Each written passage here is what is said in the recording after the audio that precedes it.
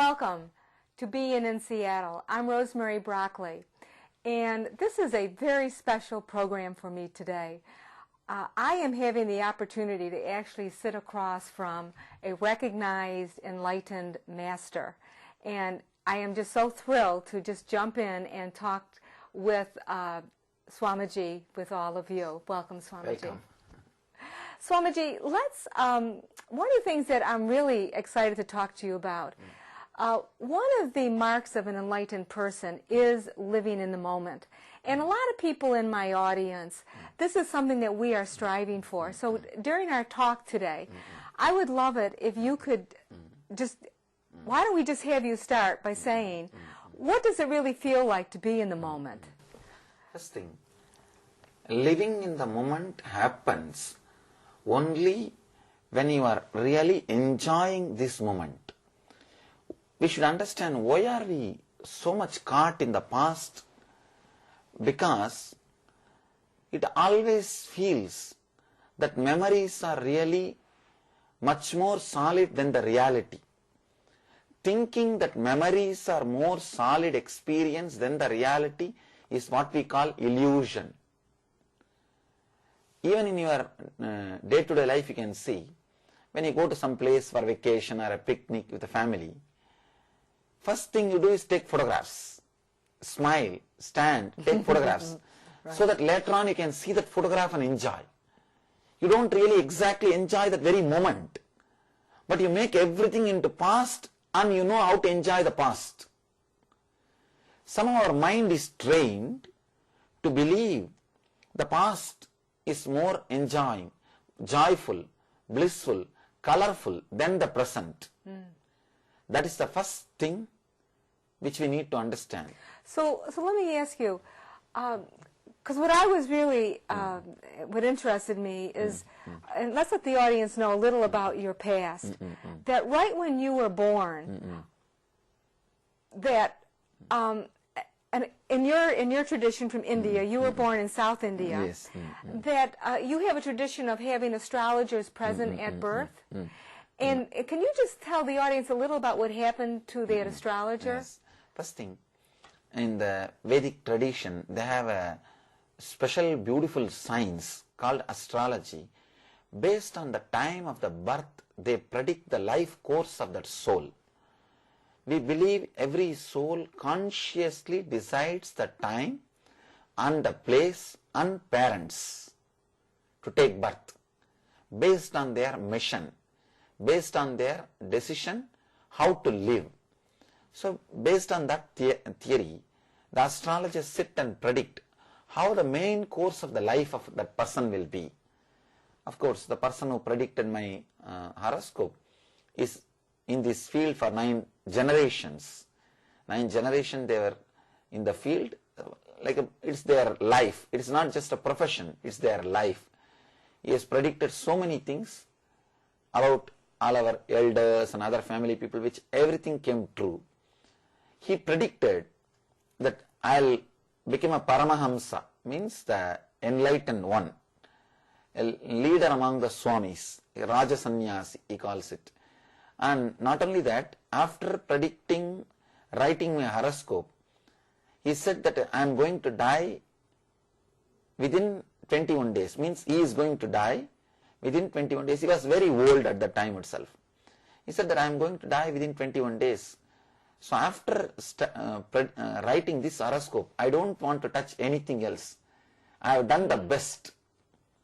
Now it is time for me to relax.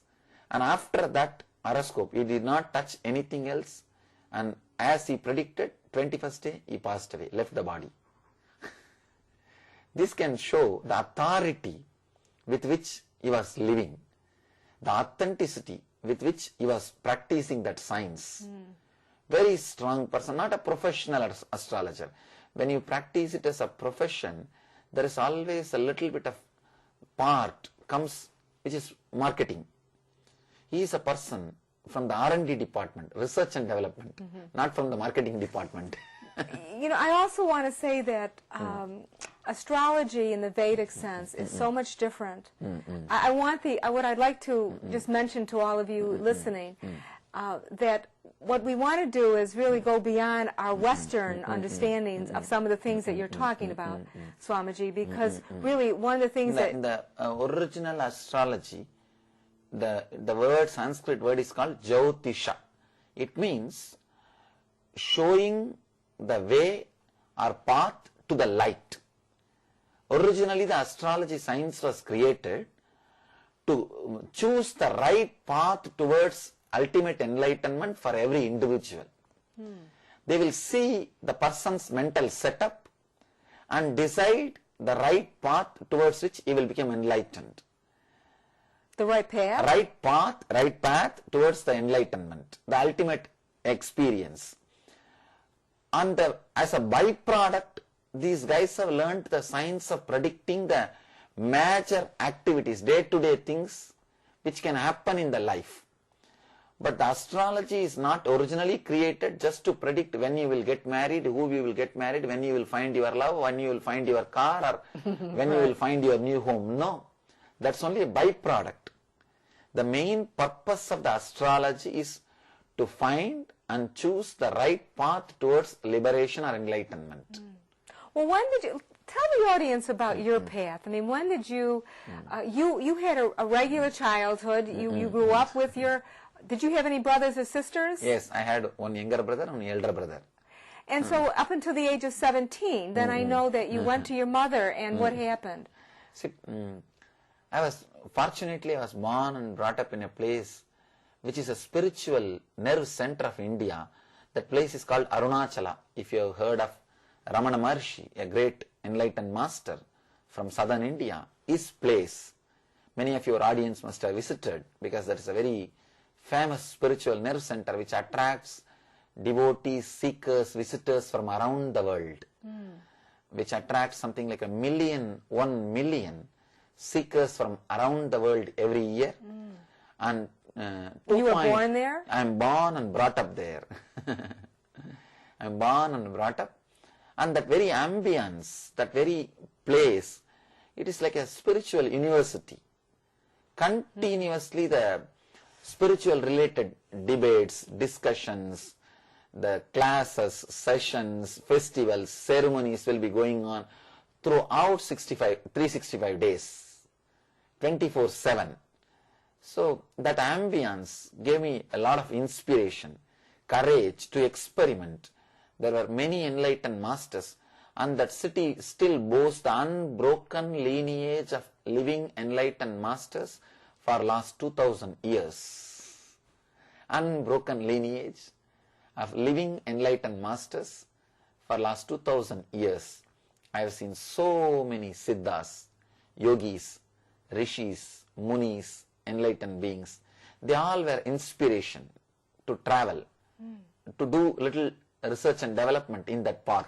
Well, I think it would be helpful for the audience to know, so as a young person, what did you think that these masters were? I mean, how are these masters different than other people? You see, they were so joyful, ecstatic all the time. Come what may in the life, they were just out of this world. I have never seen suffering or disturbance in their faces, even though they live in utter poverty, which is chosen conscious choice by them, consciously deciding the poverty and sacrifice and service. But why do they do that? They just feel that they don't need anything, so much of fulfillment in the inner space. One master with whom I had the fortune to live, every day something like 300 to 400 people will come to have his darshan, to see him, get his blessings, to get his opinions about their life, or to find the path. He has taken a vow, before he sleeps he will not have any money or anything kept for tomorrow. Whatever is around him, he will distribute it to people, beggars, poor people, whoever comes to him. He will just give anything comes to his hand. End of the day, he will just sleep with his hand under the head. Just a complete, beautiful life.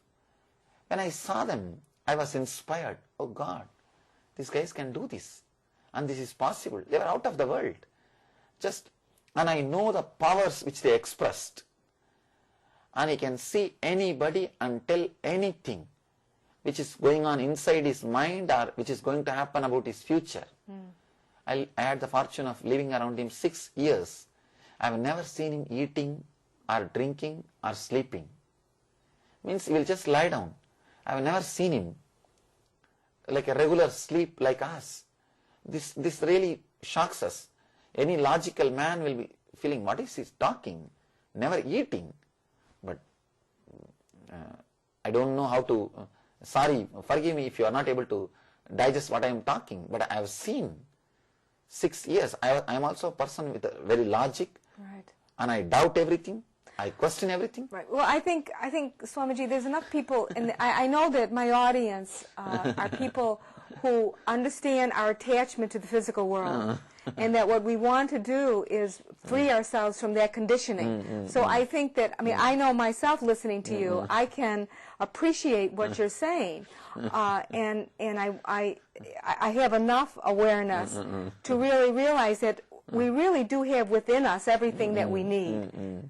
And when you live around this kind of a person, the impression which he makes on you is amazing.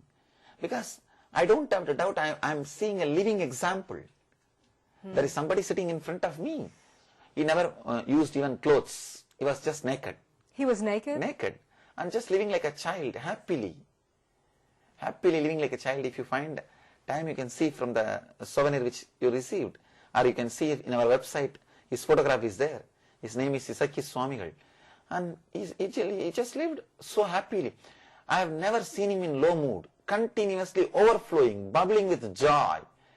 Never, he doesn't need anything from the outer world. He is just completely fulfilled. We call in Sanskrit Atmo Rahitaha, means completely fulfilled in himself. There is nothing needs. He was radiating, giving so much to the outer world, but never took anything from the outer world.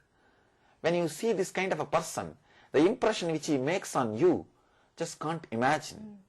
See, talking about this kind of person is different. And seeing somebody, and in such close quarters, I lived with him throughout day and night. From morning till night, I can see him. Is he your master then? I can say he was my main inspiration source. I had 2-3 people teaching me. I learned from many people. He was one of the main inspiration source. You can say he is one of my master. Well, let me go back to your mother, because I know that in my reading, you went to your mother and you told her you do want to take this journey, because in India, let's explain to them that you journey from one master to another. Is that how you do it? Yes. It's like in India, if you want to learn, you are supposed to take up a wandering path. Means you are supposed to leave your home and the hometown, just travel from village to village by walk, beg and eat in the places wherever you are given food, and learn from the life and the masters whom you meet on the way. It's a very beautiful journey. I'm sorry. Well, I want the audience to know that in school, you did very well in school. I mean, you were very good in math and science. So you were really ahead of yourself. Not only ahead, and I had whatever the outer world can offer. I never had an insecurity or something which outer world can offer. I had everything. I consciously decided to travel in this path. When I went and told my mother that I wanted to take the sannyas life, the spiritual journey, the research and development in the inner science, she just said that she started crying. I said that, you mean I should not go? She said, no, I can't say you should not go. Only I am not able to tolerate now. I digest now, so I am crying, but I can't stop you. You can continue your path. She gave the blessing. I continued my path. Around 9 years I lived wandering, begging and eating, sleeping under the trees, studying at the feet of the different masters. India is such a holy land. Every village, when you walk and when the people know that you are a seeker, they offer food. That society itself is programmed to take care of the seekers.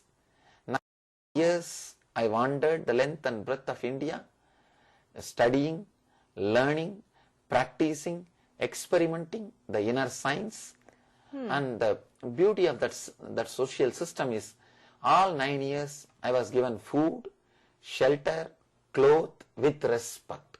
But you must have been younger than 17 years old then. From 17 to 9 years I was traveling. Okay, because you had, tell the audience about the moment of your enlightenment. I thought that was very interesting. I can say a few strong experiences which led to enlightenment, because the enlightenment itself, I am not able to verbalize. It is such a powerful, strong experience. Maybe I will tell the one or two experiences which I can verbalize. It was like the first experience was like a opening in the inner space. Even with closed eyes, I was able to see all 360 degree. Whatever is around me, not only see, I was able to feel. See, seeing is a very superficial word. Seeing is something like a seeing with your two eyes. But if you are able to see the same thing without your two eyes in the inner space, you can feel everything is part of you. Anything you see in your inner space is part of you. Am I right? So I was able to see, means feel everything inside my inner space as part of me. If I have to tell a few more words, now you know you are alive inside your skin. Right. You know you are living inside your skin. I felt the same life, that not only inside my skin, outside my skin also. I felt that I am alive in the rocks, in the plants, in the flowers, in the whole, all the living beings, animate and inanimate things around me. That was the first experience. Well, that must have been wonderful. Wow. Opened a deep compassion and love for everything. Reverence for life has happened by that experience. I felt very clearly, experienced, I am not alive just inside my skin, I am alive in that skin also. I am alive inside this furniture also. I am alive in that plants also. I am alive in that flowers. I just experienced, I am alive in everything around me. Inside and outside the skin, I am alive. That was the first opening. We call it 360 degree experience. And anybody who goes through this experience, not only he became non-violent, the reverence for life comes. Acceptance of every being as he is starts coming into yourself. Then religious fanaticism, communal fanaticism, linguistic fanaticism, everything disappears. Everything disappears. You can't die or kill somebody for just some concept's sake. You will have the reverence for life. Not just non-violence. Just non-violence is a negative part of reverence for life. The positive part is reverence, the real respect, acceptance for life happens when you experience you are alive not just in your skin, you are alive in every skin, inside every skin. That was the first glimpse which happened in me, which led to enlightenment. The enlightenment itself, if I have to define, verbalize, I can't exactly verbalize. Maybe I can verbalize one or two symptom of enlightenment. After that, what all happened in me? It became something like the inner chattering continuously which happens has disappeared. See, your inner chattering happens in you only when you say no to the life. If you say utter, complete yes to life, to this moment, there won't be any inner chattering. If you say what? Utter, clear yes. Oh, if you say yes to life. Yes to the present moment. There won't be inner chattering. Inner chattering is the fight between the identity which you show to the outer world and the identity which you believe in the inner world as you. We carry two identities. One identity which you project to the outer world. how we want world to recognize or know us, what we project, which will be always much more than what we are. Right. Did you, because I know in your system that you offer many meditation techniques. Did you get these meditation techniques from your own intuition, or are they a combination? Many of them are from the masters, from whom I learned. I had the fortune to sit at the feet of many masters. From them, many things I learned. Only one thing I can say, I personally experimented with those techniques and experienced the truth of it and presenting it in an updated way. I added my experience and updated it to offer to the world. Let me finish that statement which I was making. Sure, of course. The inner chattering is nothing but the fight between the identity which you show to the outer world and the identity which you carry in the inner world. When you say a deep yes to the present moment, that disappears. That is what has happened in enlightenment.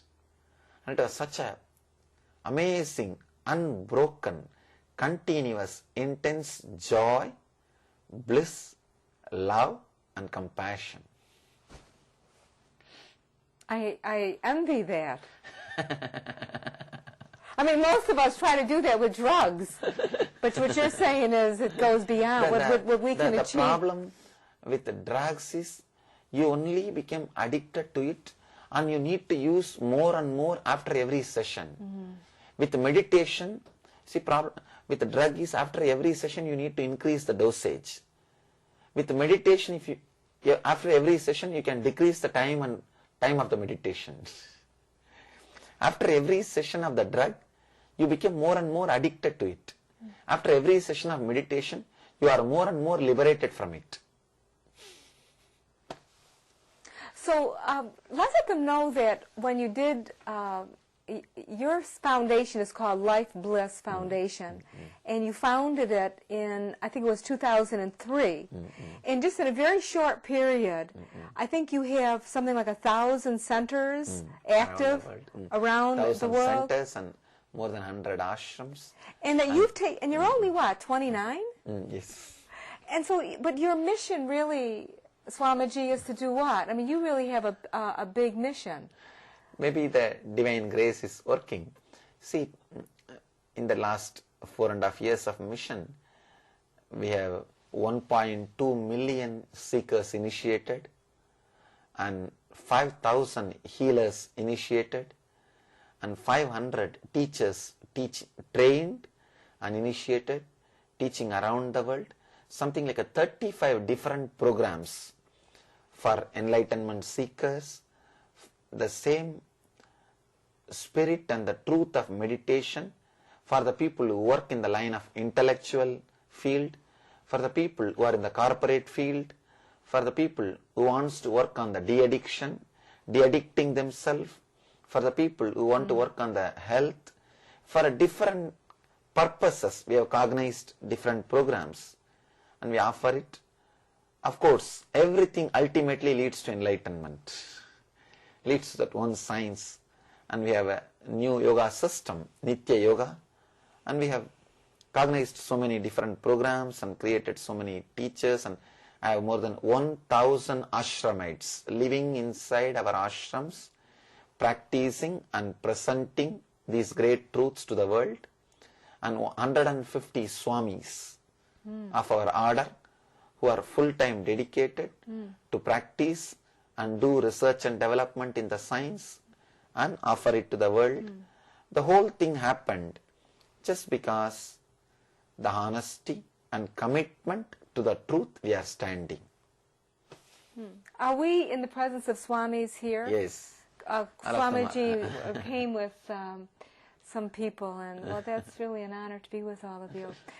I know, Swamiji, if I just could take a second, I know one thing very dear to your heart is offering programs for young people. Yes. Could you just tell us a little about your program where people for little kids can, from the ages of what, 12 and 18, is it? Oh, no. Yes, we have 3-level program. Between the 0 to 7, below the age 7, we have programs to help kids how to live without getting conditioned by society. Really? How to retain that joy. Just retaining that innocence itself is a beautiful thing. How can somebody find out about that? If they went to your website? Yes, you can go to our website or contact nearest center. You will get the whole detail. Right, because you have a center here in Bellevue, yes, I think. We have a center in Seattle also. And there's a next level program between 7 to 14 where we teach them the basic science of meditation and how to awaken their intelligence to internalize the social laws without making them as a conditionings. See, if you understand about the society, ways in which the society works, civilization operates, you will know how to play with the mask, but how not to get conditioned by it. Oh, I love that, how you said that, not to play with the mask. And relax from it Oh, that's so when you don't need it. The coat is necessary to go to the office. When you come back from your profession or your office, you can just be with yourself. You can be completely relaxed from the conditionings. Oh, great. Now these kids, do they go away to a school or do they leave their parents? We offer in two ways. One, the web-based, and other one, the classrooms-based, means where our centers are there. There we give them. And the third thing, we give them just weekend workshops. Wow. Through weekend lessons, we teach them. And we have a third level program. After 21, 1 year, we give them complete free food and stay in India and teach them about the basic science of enlightenment. This is completely offered free. Anybody from around the world can come and stay there for 1 year. We give them the shared dormitory accommodation. Anybody after 21 can come. Anybody from America? Anybody from America, have they sent their kids? Around the world. Really? Yes. They're doing that? Wow. Whether they can come or they can send the kids. But only after 21. Before 21, if a parent accompanies, they can stay. Without a parent or a guardian, they can't stay. Oh, that's so wonderful. After 21, anybody can come. 1 year we will give them free food and stay and all the educational materials freely. They can learn the inner science, study the enlightenment science and practice in that beautiful ambience. We believe knowledge is free. Because I myself was given this science freely.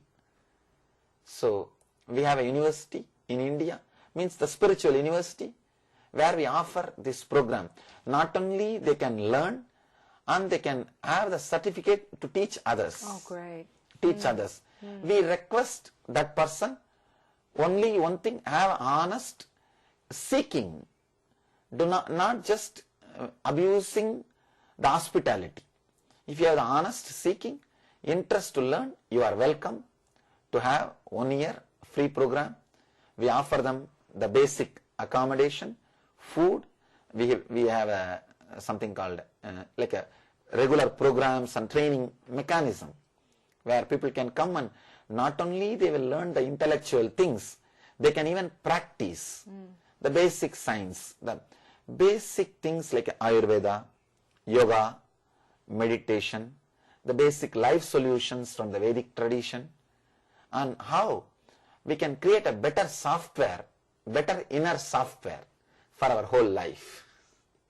I know that one of the things that you teach is that I love what you just said, because what that will do is, one of the ways that you say it, is to increase the positive energies of each person. And by doing that inner programming, we're really emanating more positive energies. Clearing and creating a right inner software is a basic need. That is the reason we are offering all these programs freely to the public.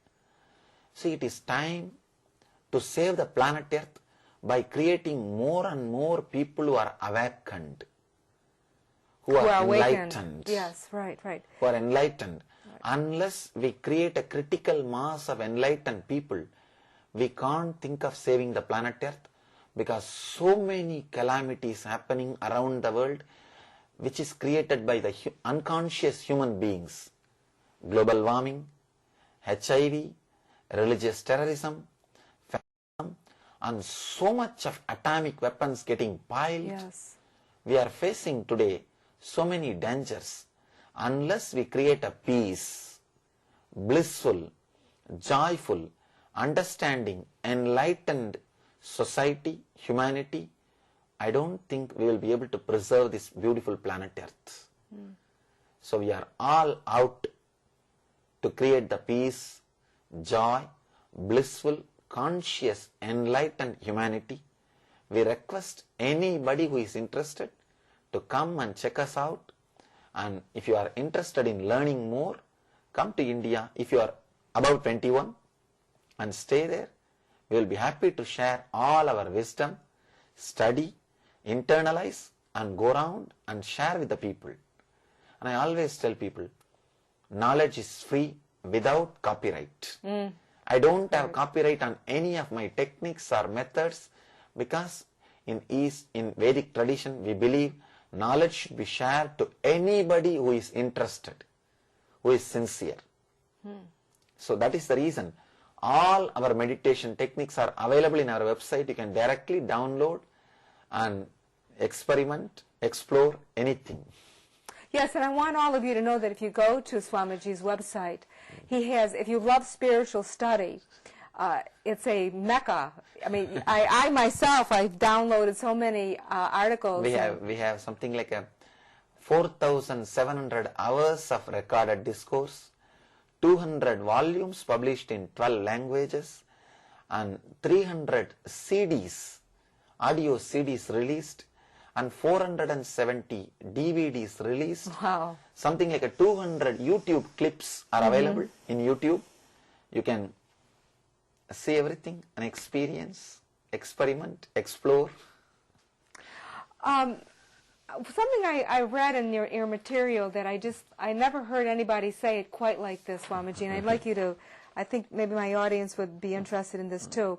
But you said this: responsibility is a consciousness. Yes. The moment you feel responsible for what is happening around you, that moment the divine energy will rush into you. I love that. See, we always think we should take up the job or the responsibilities, how much energy we have. We think this much energy I have, I should take up this much responsibility in my life. But the truth is, when you take more responsibility, you just expand. The more energy starts expressing through you. Not that you will take the responsibility according to your energy. That you will have energy according to the responsibilities which you take up. The more responsibility you take up on your shoulders, the more energy expression starts happening through you. If you feel responsible, whatever is happening around you, you suddenly become a leader. You start transforming your life and others' life. Responsibility is one of the way to consciously grow. That's what Gita says. Responsibility is one of the way to consciously grow. Taking responsibility for others is the technique for enlightenment. That is what Gita says as karma yoga. When you really feel that you should do the karma, taking the responsibility for others, you will not even bother about results. Just out of your compassion, feeling responsible, you will start working. You will start reacting. Overflowing, working out of overflowing responsibility is what we call spiritual life. Working out of overflowing energy and overflowing compassion, overflowing feeling of responsibility for everything is spiritual life. that's beautiful. Not working for greed or fear-based. Working out of overflowing responsibility is conscious life. That's beautiful. And that leads me into wanting to talk to you about the energy flow, because I know another part of your vision or your grace to the planet is to teach us about healing. And in your system, healing is a very big thing. See, can you talk to us about that? We help people to heal themselves by giving them a simple meditation techniques and the conscious decision. See, by your nature, very nature, body constantly heals itself, rejuvenates itself and replaces itself. Even medical science agrees, body heals itself constantly. It rejuvenates itself constantly. Healer means a person who helps the others to heal themselves more quickly in a conscious way. Now you heal yourself without consciously. If you are helped, taught how you heal yourself, that simple science, if you consciously start practicing that science, encouraging that self-healing system, you quickly come out of the diseases. You quickly come out of the mental disorders. Healer is a person who helps the other to quicken the healing process, which is already happening in him. Now, I don't want to, what I'm going to say now, I'm not judging or I'm not making anything wrong, but I'm just trying to make an observation. So let's say when we try to use drugs or pharmaceutical kinds of things, that is not really dealing with the consciousness, is it? What are you doing if you're just thinking, oh, if I've got this disease and I take this drug, you're just then at the level of the body, right? See, what I'm saying, there are some level diseases, just a physical diseases, can be helped by the regular drug, allopathy system, no doubt about it.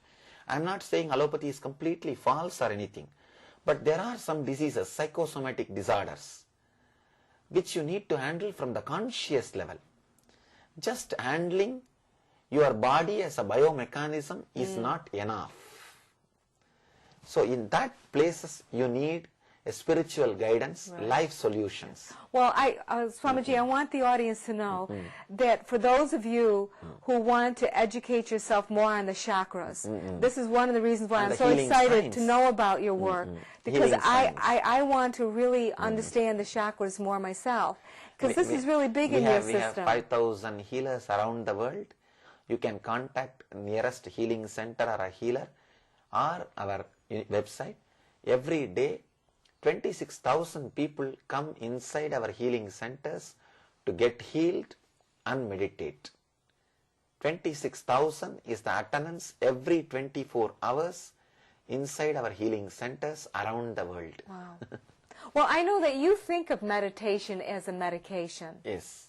That it can help. It can be complementary. I'm not contradicting at all any other system. I'm complementing. Right. Because just a little alteration, the way in which you think about yourself can do miracles to your body and mind. Just a simple alteration, simple understandings added to you can just quicken the healing process so beautifully. It will be nothing less than miracles. Well, can you just take a moment? I'd be curious to see how you would briefly explain to us what are the chakras and how do we really know we have chakras? Kirlian photography proves we have different energy centers. Have you heard of Kirlian photography? Which photographs auras. That's the first thing. Second thing, the energy centers, when they are disturbed by a particular emotion, you can see immediately that your health is also disturbed. For example, traditionally we say that navel center is disturbed by worrying emotions. Which emotions? Worrying, the unnecessary anxiety. Okay. You can see if you have... So that's the navel center. Okay. If you have some shocking information or message from somebody, first thing will be your stomach upset. Okay. Disturbance. That's why you say, I can't stomach it. I can't digest it. I don't have a stomach to listen all these things. It's directly connected. Every emotion is connected to one energy center.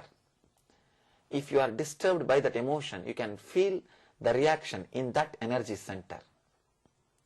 And now the Kirlian photography has proved the energy centers, the existence of energy centers is a science. So, I mean, I've heard of Carillion photography. So, I mean, because I know you're a scientist. So, Carillion photography really is real.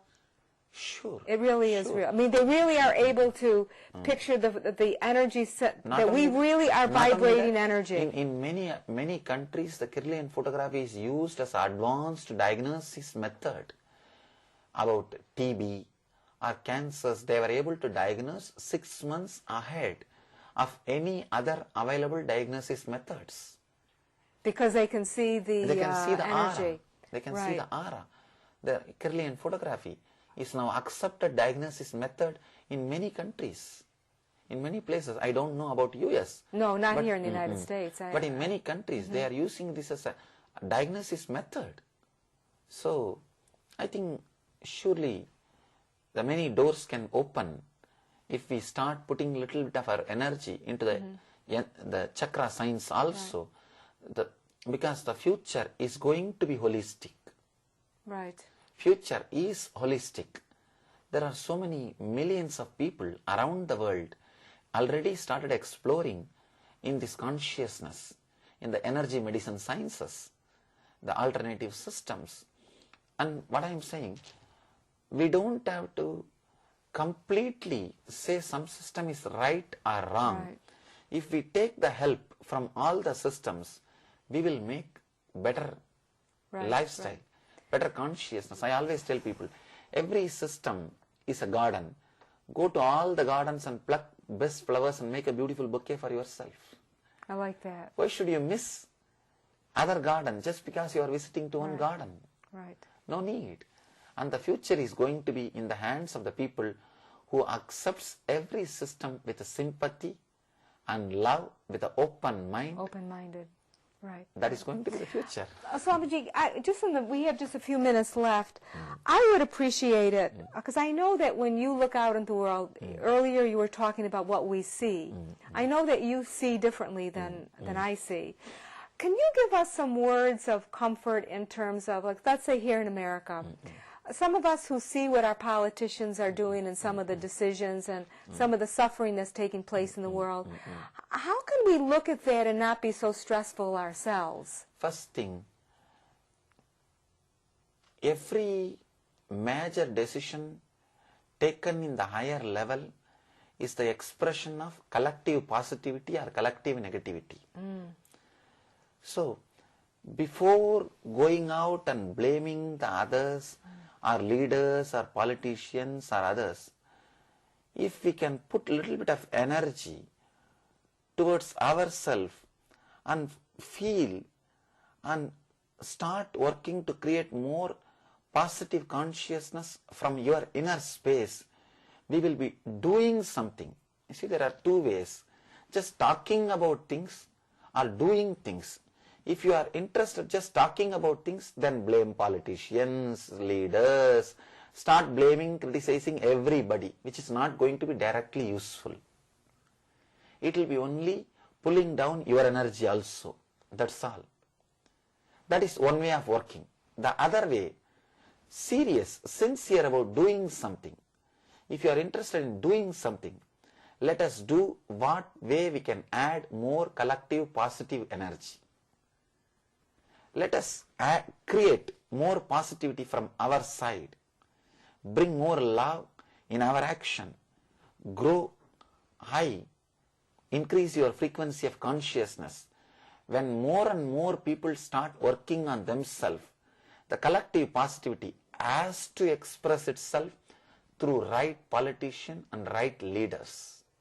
See, all leaders are channels of collective positivity or negativity created by mass. Right. They are also guided by the mass. So two things. One, sitting and blaming them. Second, working to create more positive energy.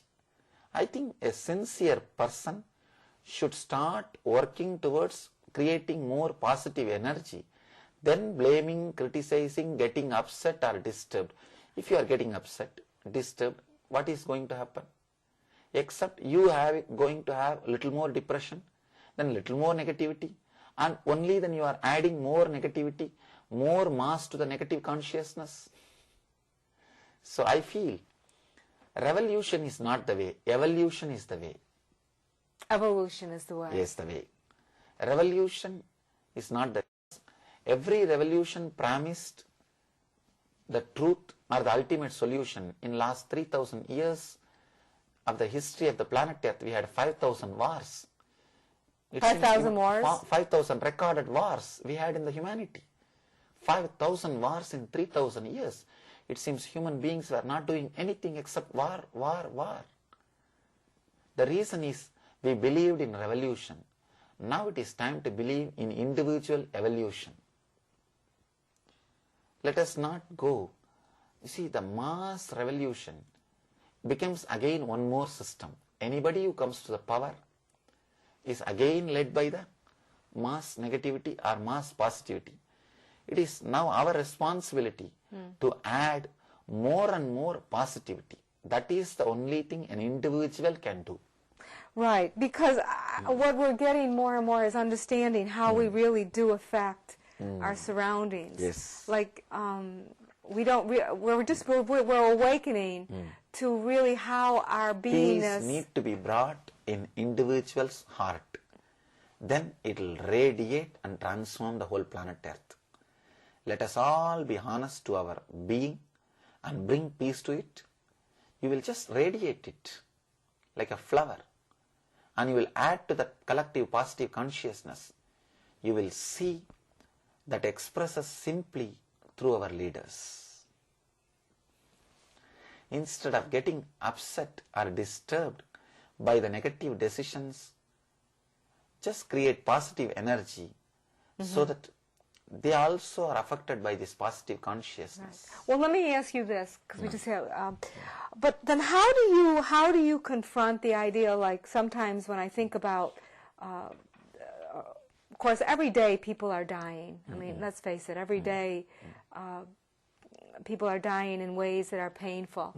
But now that this war is going on, and of course, I'm trying to collect my mind, but how do you deal with knowing people are dying by suffering? I mean, how do you deal with that? I mean, how do you understand that? Little babies, old people. I mean, how do you understand that?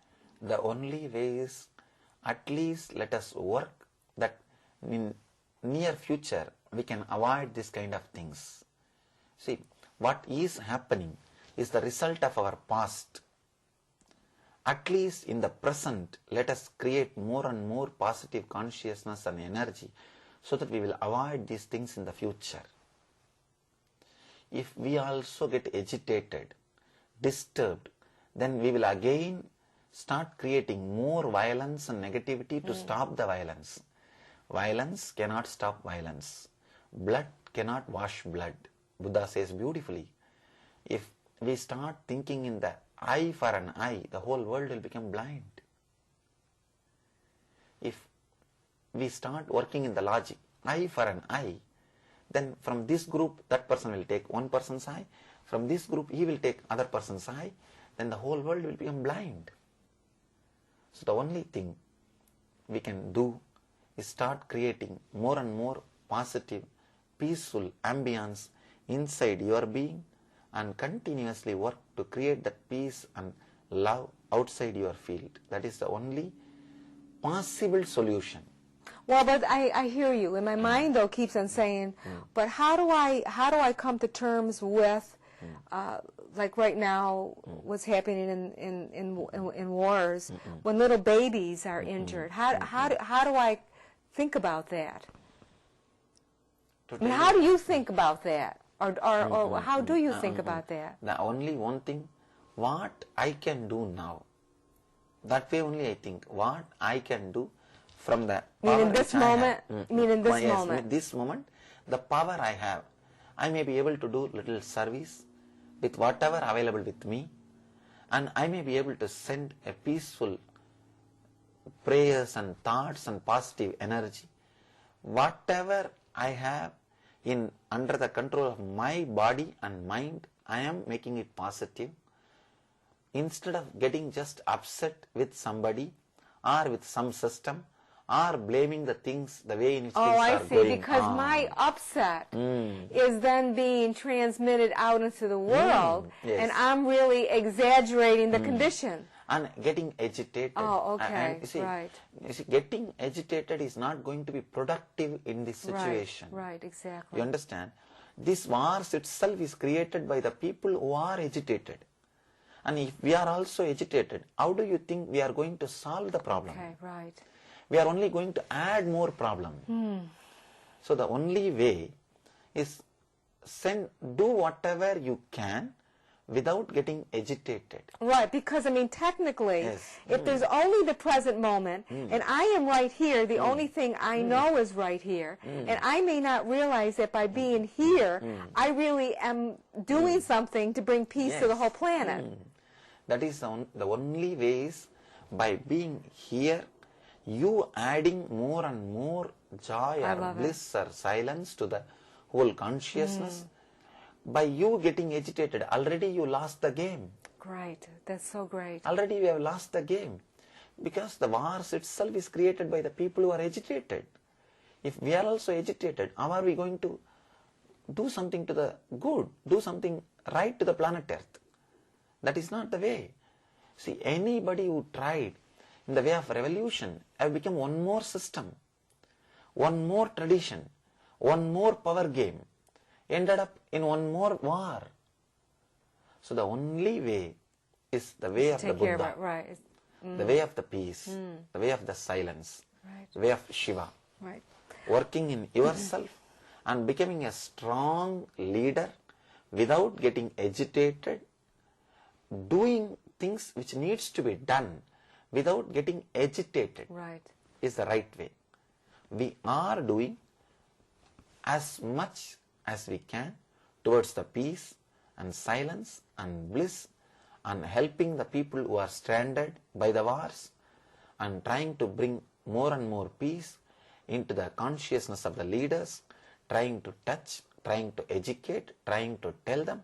We are doing everything but not getting agitated. Right. We are supposed to become productive people, not agitated people. Exactly. And for those of you locally who are listening to this talk, I understand that weekly you can go to some place. Is it in Seattle and Bellevue? In Seattle we have a Bellevue Center. That you can go on Sundays and there's a meditation. And you can learn more about the sciences which I am teaching. And they give regular classes, what, is it every few months or? Every weekends they give classes, and once in every month they give classes, and you can go to the website. Now we have started the web-based programs. You can learn from your home study courses for 1 year. I didn't see that on your website. Now we have started. Just now, in few days, you will see the full-fledged way it will be launching. It will be launching. And already we have created syllabus. And we will be offering the home study programs, home study courses about this whole philosophy or the tradition which we are teaching, for which we are standing. Could you just give me a little sense, because maybe some people in the audience are curious too. Like, could you just give me one meditation technique that you could suggest that we can do?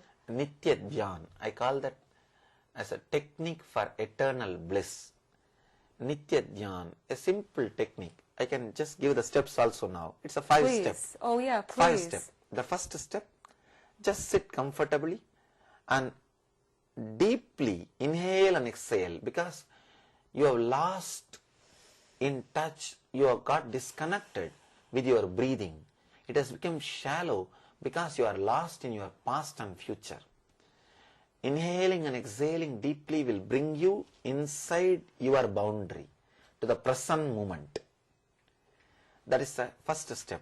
Of course, this meditation is described detailed way in our website livebliss.org. You can download from that and practice and explore. Now also I am giving you the method. First step, the inhale and exhale intensely, deeply.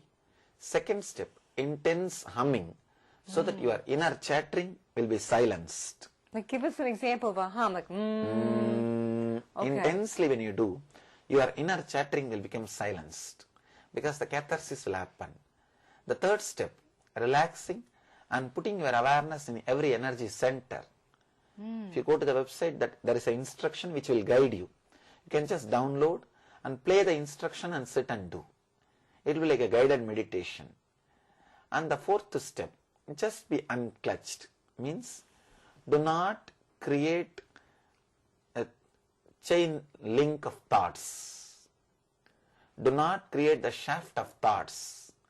Whenever thoughts rise in you, just be a witness. Sit in a relaxed way. Any word or letter or thought raises in you, do not create, maintain or destroy. Just be witness. The fifth step, sit in a relaxed way, in a deep prayerful method, prayerful way, surrendered to the whole cosmic energy. Be receptive to the whole cosmic love, energy and compassion. This 5-step detailed way, it is described in our website, livebliss.org, Nitya Dhyan. We'll put that up on the web. Download and practice. This one technique is enough. This is the essence of my teachings. That's so great. Thank you so much. Thank well, you. we are at the end of this hour. It was really a blessing to be with you. I think all of you can appreciate what it was like for me to look into his eyes. I've been in bliss just being able to be with you. Thank you so much. Thank you. So I welcome you all. Let you all achieve and radiate the eternal bliss. Nithyananda. Thank you. Oh, thank you so much.